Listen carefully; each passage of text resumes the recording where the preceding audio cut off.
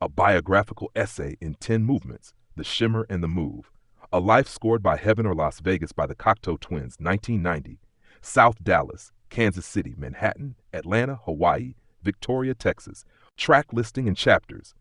Cherry Colored Funk, ages 0 to 7, Pitch the Baby, ages 7 to 13, Ice Blink Luck, ages 4 to 16, 50-50, Clown, ages 16 to 21, Heaven or Las Vegas, ages 21 to 29, I Wear Your Ring, ages 30-33, Hawaii Politic, ages 34 to 38, Wolf in the Breast, ages 38 to 2021, Kansas City Road, River and Rail 2021 present, Victoria Frou Frou Foxes in Midsummer Fires, The Horizon. There is a theory, held loosely by people who think too much about music, that certain albums are not records at all. They are weather systems. You don't listen to them so much as live inside them for a season or a decade or an entire epoch of yourself. Heaven or Las Vegas, released by the Cocteau Twins in September 1990, is that kind of record. It doesn't reward close reading of its lyrics because its lyrics are largely ungettable. Elizabeth Fraser singing in what amounts to a private language, a glossolalia of feeling that bypasses cognition entirely and goes directly to the nervous system. This is not a bug. It is the whole point. Some truths, particularly the ones that define a life, cannot be stated. They can only be felt, the way you feel a city you've just left for the last time, or the way you feel a new city on the first morning you wake up inside it, with no history yet, no map, just the raw sensory data of here and now, and who am I going to be in this place? This essay uses that album as a biographical framework to lay one human life, peripatetic and searching and stubbornly alive, across its 10 tracks and find the correspondences that were always there, waiting to be named. It is the story of a person born into motion, shaped by geography, the way rivers are shaped by the land they cross, and ultimately arrived, provisionally, wonderfully, in a small Texas city called Victoria, where the Gulf Coast light falls in a way that makes everything look like it has always been exactly where it is. I track one cherry-colored funk ages 07, South Dallas, the dozen houses. Before language hardens into law, the world is made entirely of texture. 12 houses before the age of 7. Let that accumulate for a moment. 12 different configurations of morning light through unfamiliar windows. 12 different sounds of a neighborhood settling into night. A dozen kitchens, a dozen sets of neighbors, a dozen versions of the walk from the front door to the street. For most children, home is a fixed point around which the world revolves. For this child, home was a pattern, a recurring arrangement of familiar faces in shifting rooms, the family unit as a portable architecture that could be assembled and disassembled with the regularity of a traveling show. South Dallas in the late 1970s and early 1980s had tremendous texture. The particular weight of Texas heat, the specific shade of concrete on certain streets, the acoustic signature of working-class households where adults spoke in registers that communicated everything and explained nothing. It was a place that had absorbed the seismic shifts of the civil rights era into its bones without announcing them. The people who lived there had the quality of people who have been tested and have not broken, a groundedness that a child absorbs through the skin rather than the ears. Cherry-colored funk opens with a wash of sound that precedes meaning. It is the oral equivalent of a child's consciousness, fully engaged, intensely present, magnificently pre-verbal. The track opens with a wash of sound that precedes meaning. Robin Guthrie's guitars arriving not as riffs, but as an atmosphere, a room you step into rather than a melody you follow. Elizabeth Fraser's voice enters already mid-thought, already inside some emotional reality she cannot or will not translate. This is exactly the consciousness of early childhood, fully engaged, intensely present, magnificently pre-verbal. The world is less about definitions and more about textures. You hear adults speaking, but the meaning is secondary to the tone, the warmth, the occasional sharpness, the rhythm of a household. Everything feels possible because nothing has been strictly labeled yet. What the dozen houses gave, more than anything, was an education in impermanence as a neutral fact rather than a catastrophe. A child who has lived in 12 places before the age of 7 knows, in the body rather than the mind, that home is portable, that the self persists through geography, that arrival is always possible. This knowledge would become, over the next half century, the central operating system of an entire life, but it was installed here in South Dallas between birth and the age of 7, in the texture of all those different walls. 2. Track 2, Pitch the Baby, ages 7-13, The Split, Grandmother's House, South Dallas anchored. At 7, the parents split and the portable architecture stopped moving. This is both a rupture and, in its way, a kind of arrival, the chaos resolving into a new, fixed configuration. The grandmother's house, which became the mother's house, was the first place with a history already inside it, the first home that had been lived in long enough to accumulate the sediment of other people's lives. There is a particular quality to such houses, the way certain rooms hold the emotional temperature of conversations that happened before you were born, the sense that the walls have absorbed so many selves that yours is just one more deposit in a long geological record. Pitch the Baby is, famously, a song about Fraser's own experience of new motherhood, the terror and elation of being responsible for another life, the wild love that outpaces all preparation for it. Mapped onto a life, it becomes something more expansive, the nurturing of a new version of the self that must be protected and carried forward through circumstances that did not ask permission before arriving. The divorce is the rupture. The grandmother's house is the cradle. The child being pitched into the air and caught is both literal and the situation itself, thrown up by the collapse of one family structure and caught, just in time, by another. The song is celebratory but nervous, capturing the high-wire act of a childhood that has just been reorganized without warning.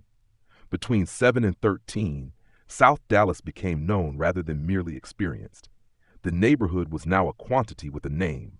The specific quality of those streets at different hours, the social topography of the local school, the way certain corners felt different from other corners.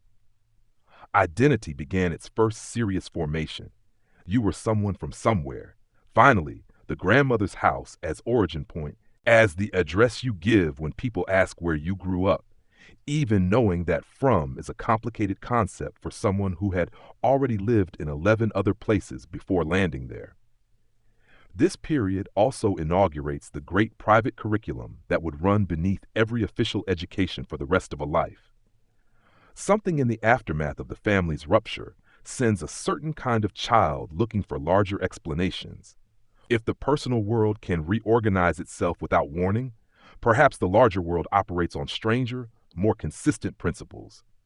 Older principles that can be found in the right books, the right music, the right private investigations. The search begins here in South Dallas in the grandmother's house, with the intensity of a 10-year-old who has already learned that surfaces lie.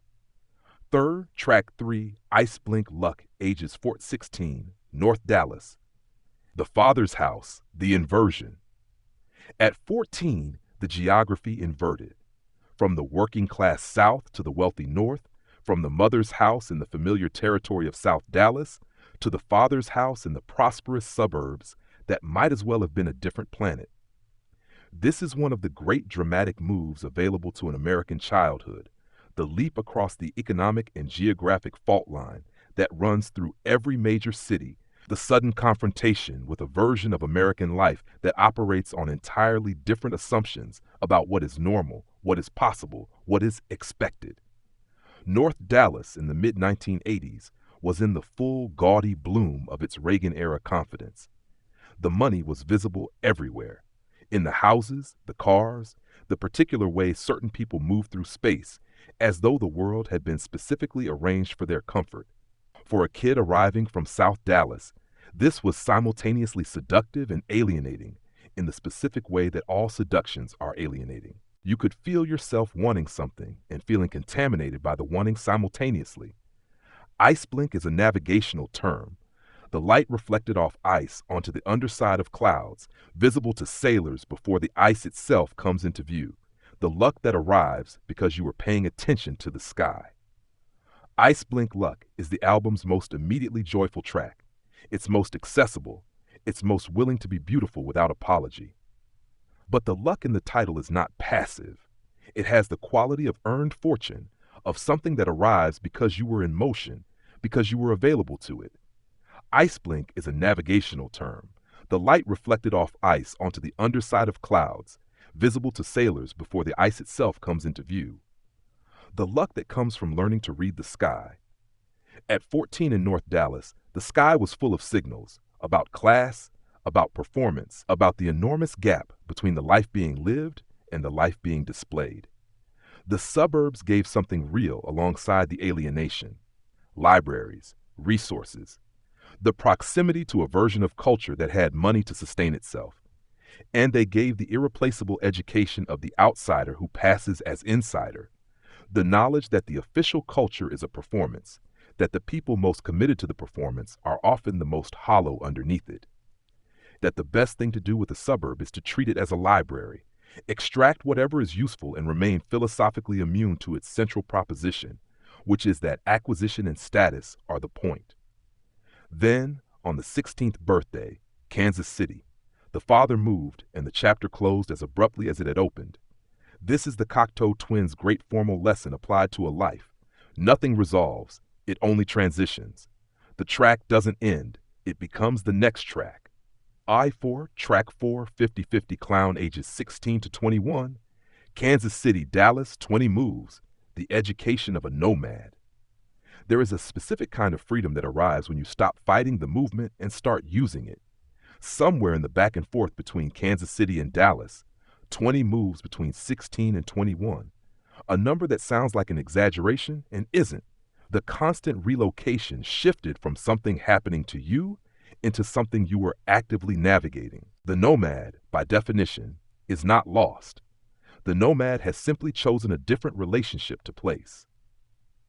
50-50 Clown is the album's most emotionally complicated track, the one that refuses easy resolution, that keeps the joy and the sorrow in genuine tension rather than letting either win.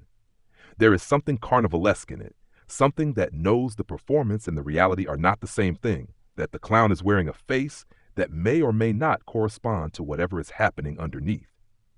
This is the precise emotional register of 17 in Kansas City, 19 back in Dallas, 20 in Kansas City again. All the kinetic pleasure of constant motion running alongside the persistent low-grade loss of never quite belonging anywhere long enough to be claimed by it. Moving between two cities 20 times is a graduate education in American regionalism. Learned through the body rather than the library. Kansas City in the late 1980s and early 1990s had its own vibrant vernacular life. The deep jazz history, the specific cadence of the place, the particular brand of Midwestern self-possession that presents itself without fanfare. Dallas, meanwhile, was Dallas. Bigger, louder, more performatively Texan, the swagger outlasting whatever originally generated it. Moving between them 20 times is a graduate education in American regionalism, learned through the body rather than the library. You absorb the knowledge that America is not one place but dozens of overlapping, partially incompatible places, that the assumptions people carry about how life works vary enormously across a few hundred miles of highway. Friendships made in one city were friendships that required maintenance across distance long before the infrastructure existed to make that easy. Relationships of all kinds had a provisional quality, underwritten by the knowledge that departure was always imminent. But there was also a wild, specific pleasure in it, the pleasure of perpetual arrival, of the first day in a place you've been before, the almost narcotic freshness of reunion with a city you've missed. The I-35 corridor becoming a kind of hometown by sheer virtue of how many times you've driven it, the highway itself the most consistent address of all. The 50-50 of this era is real, equal parts freedom and loneliness, motion and rootlessness, formation and dissolution. The clown knows this, the track knows this. Life in the end is rarely one thing. V Track 5 Heaven or Las Vegas, ages 21-29, Manhattan, Atlanta, the Olympics, pre-millennium Dallas. The split, the visit home. At 21 Manhattan. The sentence needs no elaboration because it elaborates itself in every direction simultaneously. To arrive in New York at 21, having grown up between South Dallas and the Kansas City-Dallas corridor, is to have the scale of your ambitions forcibly revised upward. The city does not make room for you. You make room for yourself in the city, which is a different and considerably more demanding proposition. The title track of the album is the question at the center of the record, and it is the question at the center of this entire decade of a life. Is this a sacred pursuit or an elaborate gamble? Is there a destination, a point of arrival where the moving stops and the meaning becomes clear? Or is it all contingent, all probability and chance, all the bright lights of a city built on desert sand by people who decided that wanting something hard enough was a form of architecture? Manhattan embodies this ambivalence completely. Its genius is that it presents both possibilities simultaneously, at maximum intensity, and makes you choose, or rather, makes you live inside the impossibility of choosing. A year is both a long time and no time at all in New York. Long enough to absorb the city's rhythms, not long enough to be claimed by it. Then Atlanta in 1996 in the Olympics. The whole world contracting to a single geography for a few weeks. Every street full of people who had come from everywhere. The ordinary life of the city suspended and replaced by something that felt both more and less real simultaneously. To be in Atlanta in the summer of 1996 was to watch a city perform itself for a global audience, which was, in its way, a compressed version of everything the previous decade had taught about place and performance and the gap between them. The father was already there, already established in the city that was reinventing itself as the capital of the New South. Atlanta had energy and ambition and a particular civic confidence that was partly genuine and partly projection, the way all civic confidence is. Then back to Dallas for the pre-millennium celebrations, which had a quality all their own. The century was ending and everyone knew it, and no one quite knew what to do with the knowledge. The official culture oscillated between apocalyptic anxiety and a kind of hedonistic urgency, the party that happens when people suspect they may be running out of time. Dallas was the right city for this, big enough to generate real spectacle, Texan enough to believe that whatever was coming, it would be fine. The pre-millennium Dallas years were a high watermark of a certain kind of American confidence that would not survive the following decade intact. Then Kansas City, and the traveling companion, and the split. When the person you've been navigating with is suddenly gone, the map reorganizes itself. The cities you shared become different cities. The routes you travel together become solitary routes. You are, in a new sense, alone with the movement, which is both terrible and clarifying. At 29, the visit to the mother. Before Hawaii, before the great leap to the middle of the Pacific, there is this, the return to origin, the pilgrimage to the house that has been the fixed point since age 7. South Dallas holding its particular character in the way that certain neighborhoods do, running at its own tempo, carrying its own history in the architecture and the streets. To visit at 29, having been everywhere and come back and gone again, is to see the origin point with the depth that only accumulation of place can provide. You understand where you came from with a clarity that was impossible while you were still inside it. And then you leave again. This time for somewhere entirely off the map of everything that came before. Sis Track 6, I Wear Your Ring ages 30 to 33 Hawaii, the Pacific arrival, the long blue exhale Hawaii at 30. Stand there for a moment and feel it. The continent, its cities and highways and arguments and histories, is thousands of miles away in every direction that matters. The Pacific is not simply large. It is a different order of large, the kind that reorganizes your relationship to scale in a way that no inland landscape can achieve.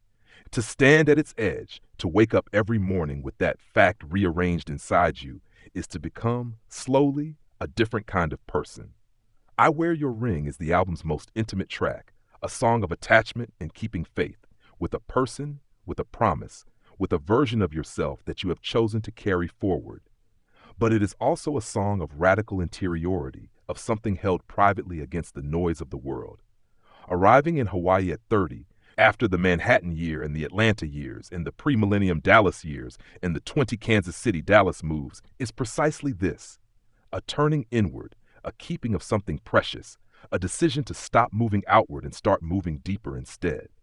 The noise of the mainland drops away by degrees.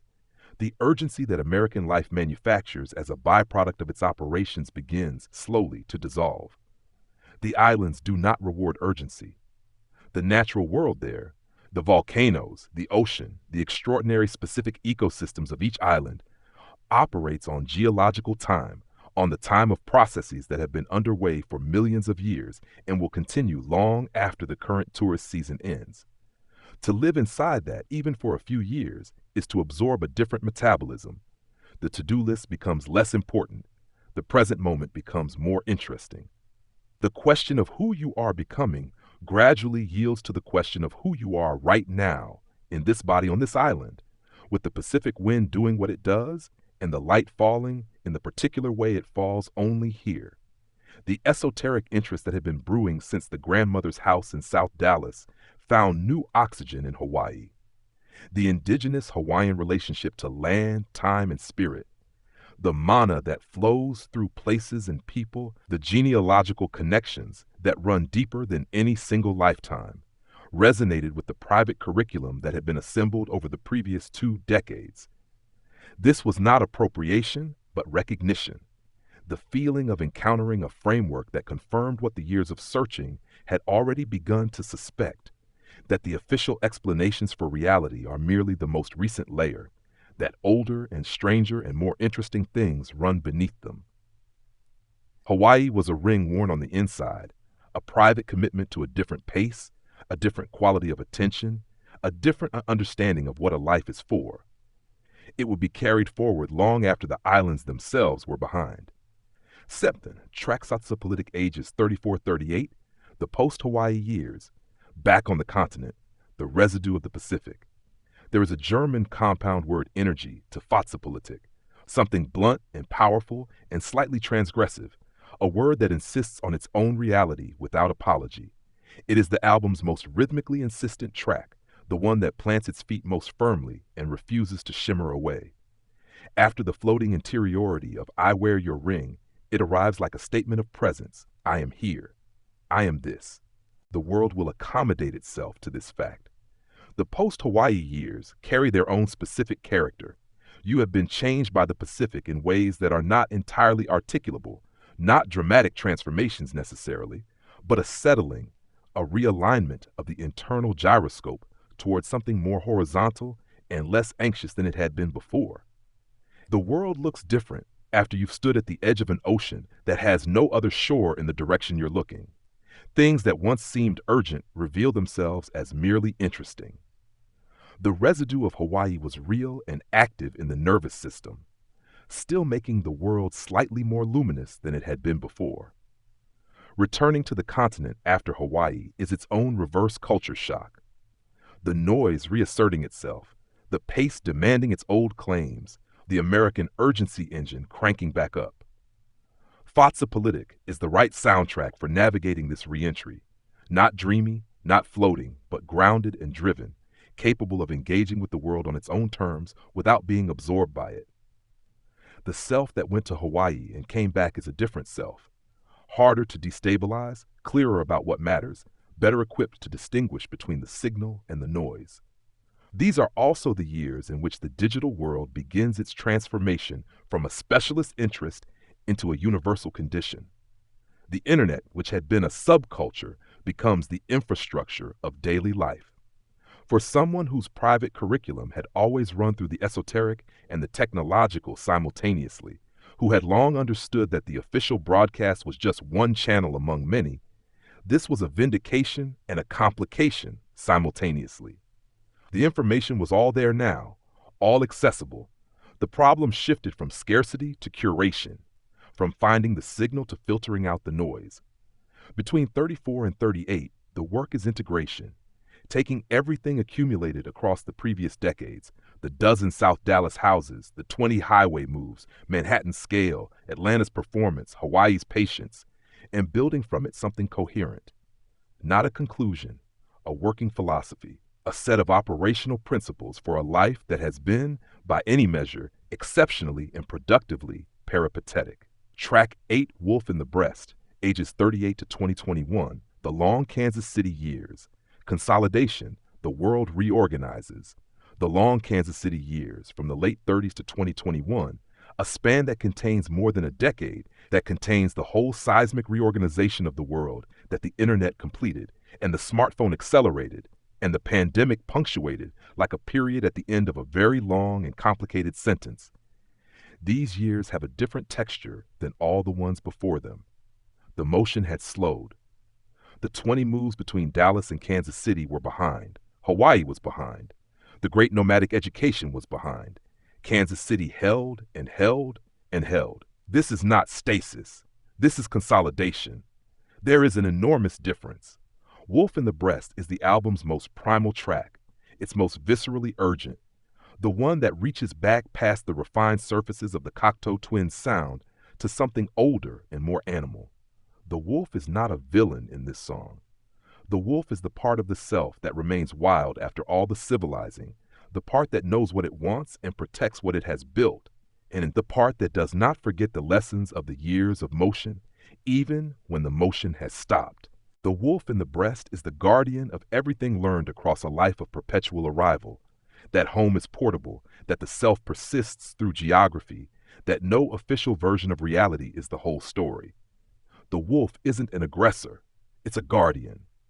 This period is about securing the perimeter, ensuring that the transition into the next phase of life happens on one's own terms. Kansas City in the 2000s and 2010s was in its own slow transformation, the overlooked Midwestern city gradually being discovered in the way such cities get discovered, by people looking for space and affordability and room to build something without the crushing overhead of the coasts.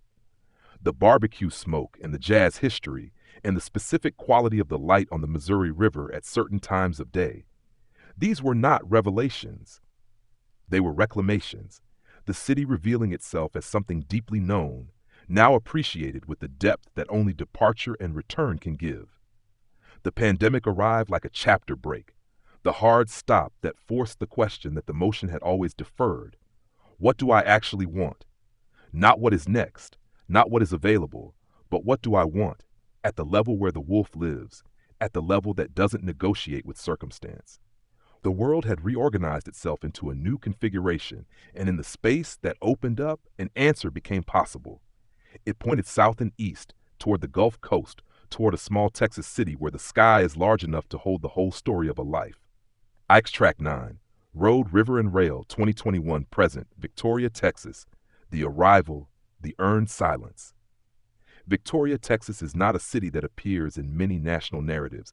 It sits roughly equidistant between Houston and Corpus Christi, in the coastal bend of South Texas, where the land flattens toward the Gulf and the sky becomes enormous, and the pace of life operates on a tempo that has nothing to prove to anyone. It has a river, the Guadalupe, moving at its own pace, carrying hill country water down through the coastal plain toward the bay, indifferent to the schedules of the human world. It has a history that is genuinely old by American standards. Spanish colonial, then Mexican, then the Republic of Texas, then statehood, layer after layer of claim and counterclaim laid down in the landscape the way geological strata are laid down in stone. Road, River, and Rail is the album's penultimate track, and it is a song of deliberate arrival, of having traveled the routes named in its title, and having landed somewhere that finally, provisionally, feels like the right geography for this particular self. The road is the life of motion, the I-35 corridor, the highways between Kansas City and Dallas, the road to Atlanta and the road to JFK. The river is the Guadalupe and all the rivers before it, the Missouri, the various unnamed tributaries of a life lived near water. The rail is the structure, the spine that gives shape to what would otherwise be only motion. To arrive here, after South Dallas and Kansas City and Manhattan and Atlanta and Hawaii and Kansas City again, is to arrive somewhere that contains all of those places as sediment. Victoria holds something specific and rare. It is a place that has not yet decided to perform itself for an outside audience. It simply is what it is at its own pace, on its own terms. The Gulf Coast light falls in a particular way here, softer at the edges, golden at the hours when elsewhere the light would be harsh, diffused by the moisture that has come off the water. Morning in Victoria rewards slow attention. The Guadalupe moves with the unhurried logic of something that has been going where it's going for 10,000 years and is not especially interested in your timeline. To arrive here at the age that decades of motion have produced, is to arrive somewhere that contains all of those places as sediment. The dozen South Dallas houses are in the ease with which a new place becomes home. The North Dallas years are in the ability to observe prosperity without being seduced by it. The 20 KC Dallas moves are in the way a city reveals itself through repetition. Manhattan is in the understanding of scale. Atlanta is in the knowledge of how cities perform themselves. Hawaii is in the patience, the capacity for presence, the ability to hear the music in the silence. The road and the river and the rail all end here, for now. Not because the motion is over, the wolf in the breast is still alive, still awake, still attentive, but because here is where the motion has, for this season, delivered its traveler. The track doesn't announce this grandly, it simply settles. The chord resolves. The body knows it has arrived before the mind has finished asking the question. Track 10, Frou Frou Foxes in Midsummer Fires, The Horizon, Early Retirement. The music in the silence. The final track of the album is an explosion of color and sound that eventually fades into a beautiful ringing silence. It is the record's most extravagant gesture. Everything that has been held in check across the 9 tracks preceding it suddenly released all at once. The fox is wild and the fires high and the midsummer air full of sparks and the whole thing ecstatic and briefly out of control. And then, without warning, gone, replaced by a silence that is not empty but full, a silence that contains everything the music has done. This track is not a description of a chapter already lived. It is a description of what early retirement looks like from the inside, when you have spent enough decades in motion to know what stillness is actually for. The midsummer fires are not the fires of crisis or urgency, but the fires of celebration. The bonfire lit when the work is finished, when the harvest is in, when the season has been survived and something has been built, and the night is warm enough to stand outside without a coat and watch the sparks rise into the dark. The album begins with a wash of sound and ends with a silence that contains everything the sound has done. A life mapped onto it with this degree of precision is not a coincidence. The foxes are playful. This matters. The tradition of associating foxes with mischief and cunning and a refusal to be caught is ancient, and it is entirely appropriate to a life that has spent 50-plus years evading the traps that consumer culture sets. The trap of the fixed address as identity, the trap of the career as self, the trap of security purchased at the cost of aliveness. The foxes in the midsummer fires are dancing, which is to say, they are present, they are joyful, they are entirely themselves, and they are not on anyone's schedule.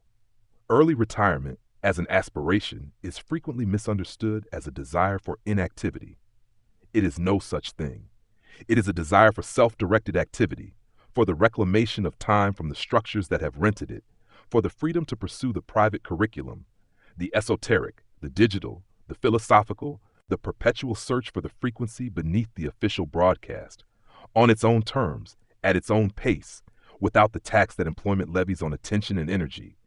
The foxes are not idle. They are just no longer running from anything.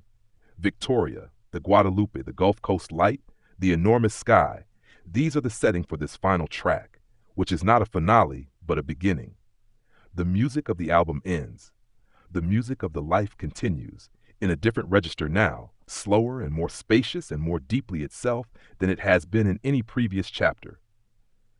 Elizabeth Fraser's voice on this track does not resolve into language, it resolves into pure sound, which is where it always wanted to go, which is where all the songs were always pointing. The shimmer remains. It always remains. But now there is also the ground beneath it, solid and specific and marked with the particular coordinates of a life that moved through every kind of American geography and arrived at last in a small city on the Texas Gulf Coast where the sky is large enough to hold the whole story, where the river runs at its own tempo, where the foxes are dancing in the midsummer fires of a life well and wildly lived, where the music, finally, can hear itself think. Heaven or Las Vegas, Cocteau Twins, Robin Guthrie, Elizabeth Fraser, Simon Raymond, 4Age Capitol Records, September 1990. Whoa, it's a goodie. Robin Guthrie.